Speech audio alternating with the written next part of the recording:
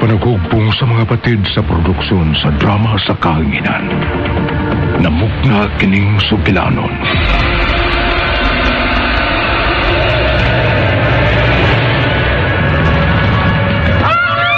Mahulang buhay nato karon. Ang minatay o kahadlok sa katauhan nga nakasaksi nining daw dili katuho ang manghitabo ug makalilisan na talan-awon sa kalangitan nga gituoang man ang timailhan nga nakaduol na gayud ang katapusan sa kalibutan. Ang RMN Drama. Mga hastausab sa pagdalit kaninyo ning pinalahi nga sugilanon. Tungod sa maong hitabo, nagkainit ug mas nagkainit na karon ang tensyon tali sa duha ka labing gamhanang mga nasod, ang Russia ug Amerika, nga gikabalakan nga mamahimong hinungdan nga muulbo ang ikatulong gubat sa kalibutan.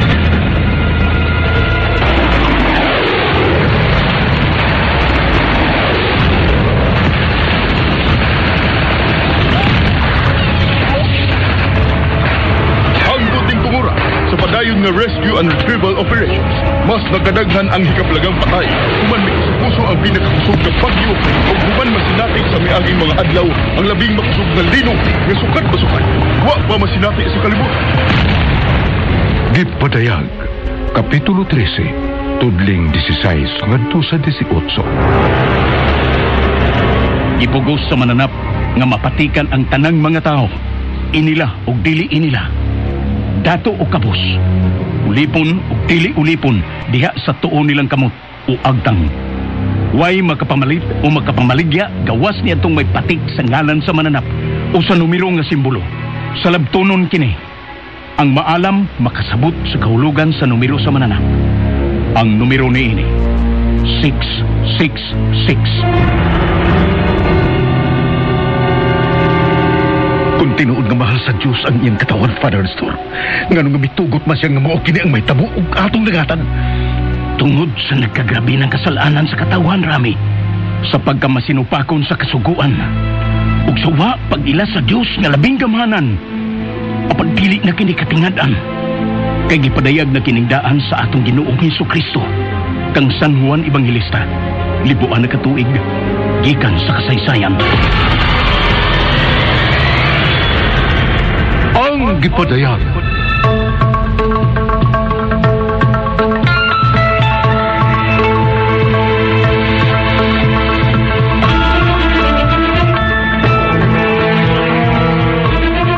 Ang gipadayag. Ngayon bang kadrukan ang umaabot? Unsa kaligunan mo pagtuo o pagsalig sa labing gamhanan o buhi na Diyos? Dili ba kinimatayong? Di mahilo ka pa sa naisulat ng daan o gumaabot pang magkadilisang nga mahitabo sa kalibutan. Ang gipadayag! Gimugna alang sa kalingawan, uban ang pamasin nga maghatag og pagtulutan. Apan dili aron paghatag og kahadlok sa katawan. Sa panuwat sa ubos ninyong igsuon, Glenn Pino. Direksyon, Dino Birungan Eliseo. Spinner, Ariel Mancao. Soundman, Ricky Garing. Technician, Lloyd Gabiana. Dalit kaninyo sa RMN Drama.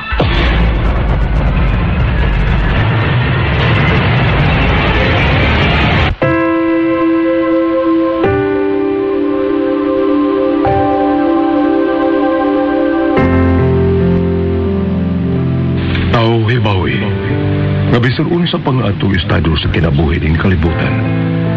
Bisan unsa pa man ang atong binuhatan, tumong o katuyuan, walay malilong nining tanan, kay nakita man kini sa Dios nga labing gamhanan.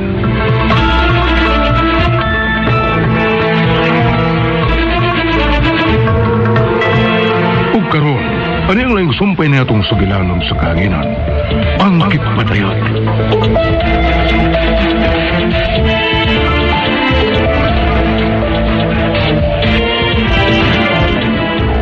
Yes.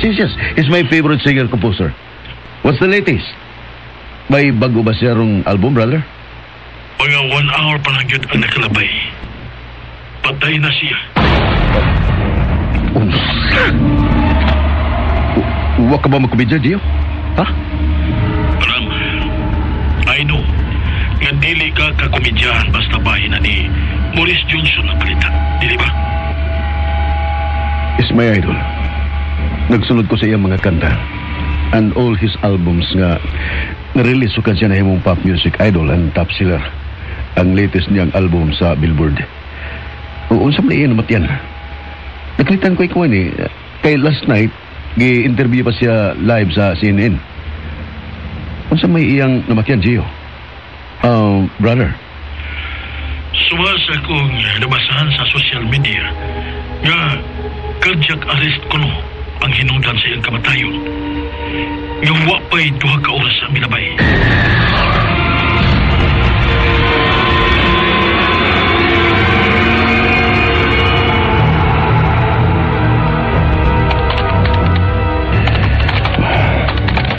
Morris Johnson, cause of death.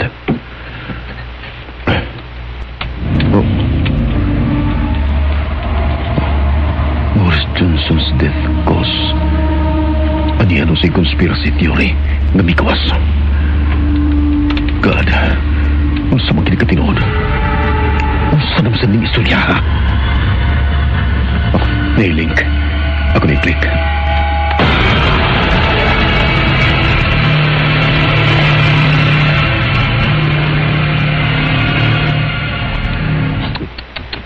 Si Morris Johnson nga nailang nga pop music idol ang top seller sa Billboard. Miyembro o naisakop sa maog gihapon nga puntok. Oo ba? Kadiyot. Di yung mga pictures kauban din yung mga tao nga nagsulubog ug lubos itom ug may kapas sa likod ng bahin. Ug ritual kining mamulagway. Kaya ay dagang dinagkutan ng mga kandila nga naglibot nila. Mailang nga dili kini edited. Kini caption din nga taken ang maong photo from a confidential video in ni Morris Johnson nga mi-offer og mibaligya sa iyang kalag ngadto kang satanas. God. Pero yun na. Nilang-ling sa ubos. Morris Johnson was killed by the... Kipatay siya sa maugyapon na pundok. No. Kung sa akin katinood.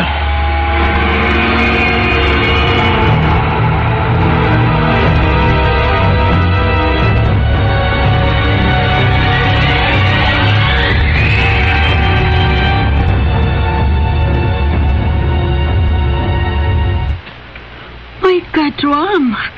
May balik ka na sa sanaandam ni mo buhat ni Adto kapag discover ang conspiracy theories? No, Han.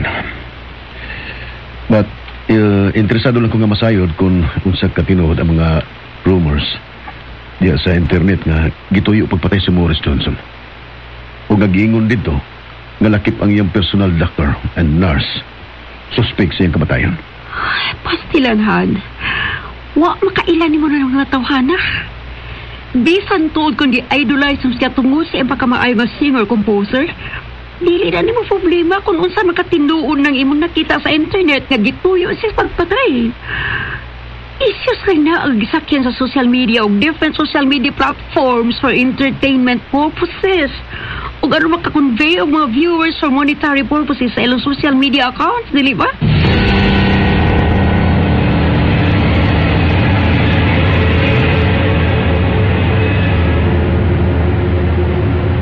God, unsa kini?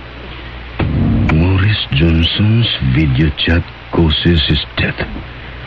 Video ko nung hinungdan sa kamatayon ni Morris Johnson. Ako rin tanong.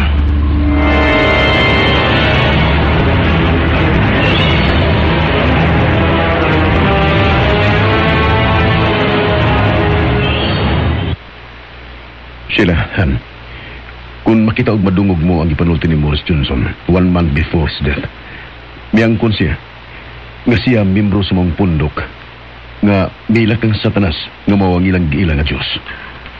Rami. Huwag na mo pa siya.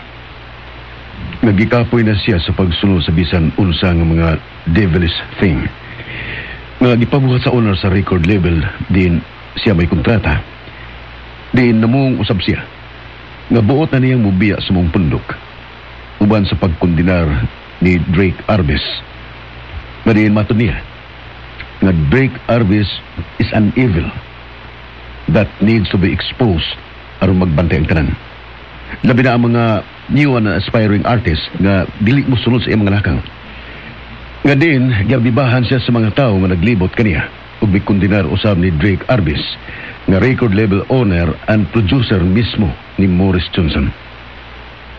And 1 month after this video, ikitaan na lang siya nga walay kinabuhi ug gikataho nga cardiac arrest ang hinungdan si kamatayon. Nga gikontra usab sa uban nga mga vloggers and influencers. Oh. Han? Sila, asa ka?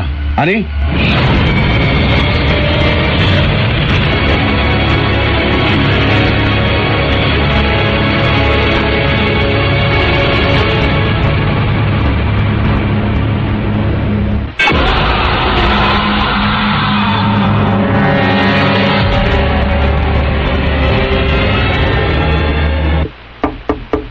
Ani?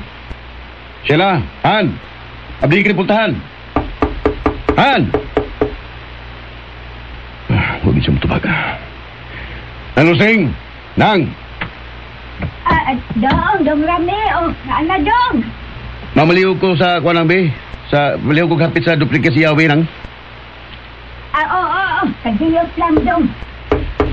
Sheila, Han, please. Abdi ka puntahan. Sheila!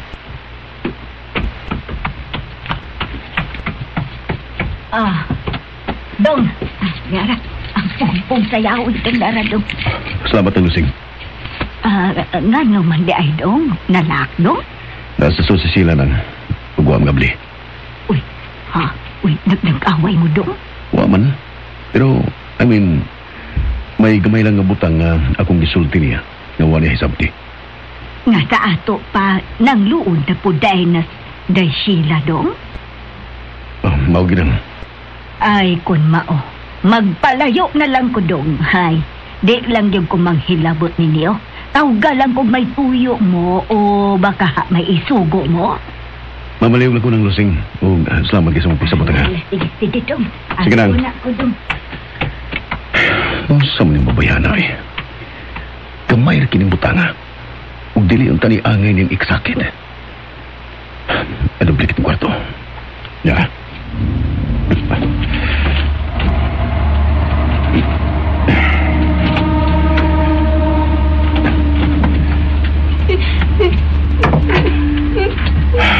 Han? I'm sorry. Iba ko kung sa'yo magibati. Ba't kinirang kita pusan? Wako ni gilimod ni mo, kaya dili ko gusto nga bakakan ka. Gusto ka bang mangita problema, Ram? Ha? Gusto ka bang may dautang mahita mo na to?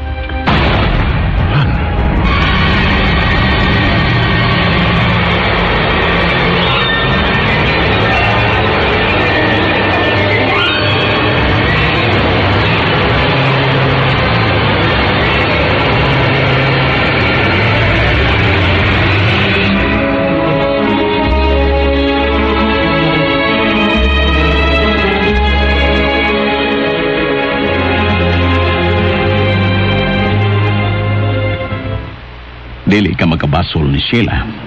Ngayon niya na ang reaksyon sa imong gibuhat, Ram.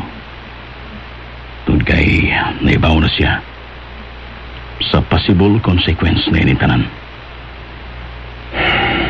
Yes, Father Nestor. Nagkasabot ko. Na-interest lang ko sa maong hitabo. Kay fan ko ni Morris Johnson. Ug dili na ko intensyon nga tugkaron yun kung unsa ang real case sa iyang kamatayon. Kay timing lang ito nga bibasa ko sa detail sa mga news. But may link kong nakita na nakakuha kong interest. Inungdan nga ako kining giklik. Ug mao katong ko nabasa. Kung unsa man kini katinuod, kung isyu man lang gani kini just to highlight the incident, dili na ako tumong nga tugkaron yun kung unsay may isyu diya sa internet. Di Likay na lang yun kining mga butang, Ram. Kaya mo paglikay ni ini. Nagkahulugan mo sa inyong kalinaw ni Sheila. Dili ba? Yes, Father. Salamat. Salamat kayo mo.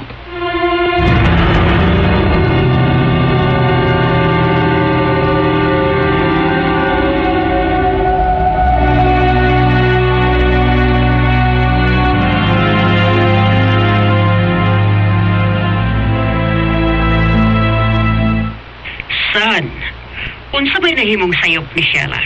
Wala, ma'am. So what? Unsay lang siya ka, she's your wife. O bisan gani ako, makapila na may baon ni mong kaya na kini mga butanga. Pero wa kagyag di pa to. Di ba sa ingon nga wa ko mamati ni mo, Mami Hilary? Ang ako nga na-interest lang ko sa mong news. Kay fan ko ni Morris Johnson. Bisag unsa pa imong rason, wa gyud ko mo sa paglikay. Okay, ma'am. Yes. Don't worry. Ako'y mga maam ni Sheila. Tawagan na po siya. Ako siya pakigsultihan labot ini.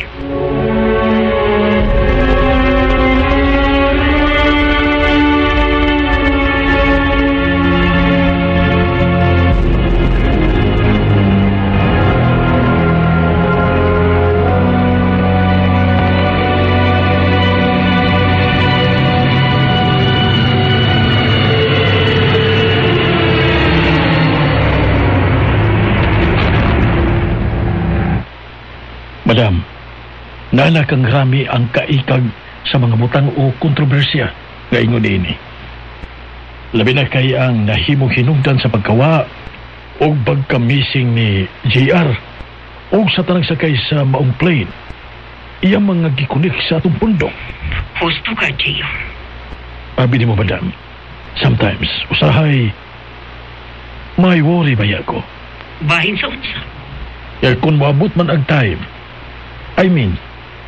kung maabot ang panahon na masayran ni Rami, nga ikaw, ako, ug ang ubang mga tao nga naglibot kaniya, ug iya gani nga gisaligan ug gidayeg, kapahin di ay sa samang pundok. Unsa kay iyang bation, madam? Unsa man kay mamahimo niyang reaksyon? Labot ni ini. Unsa man ka, Madam Hilary?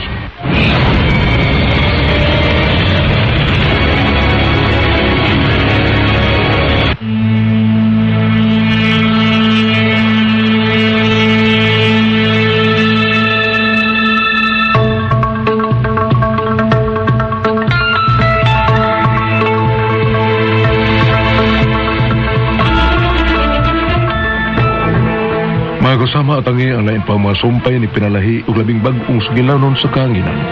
Ang Kipadayan. Sinulat ni Glenn Pino. Direksyon, Inday Bambina. Music and Effects, Ariel Mancao. Soundman, Ricky Bangis Garing. Recording Engineer, Lloyd Gabiana. Hangtod sa sunod ngayon, nagkasalamat ninyong pagpaminaw. Tatak RMN.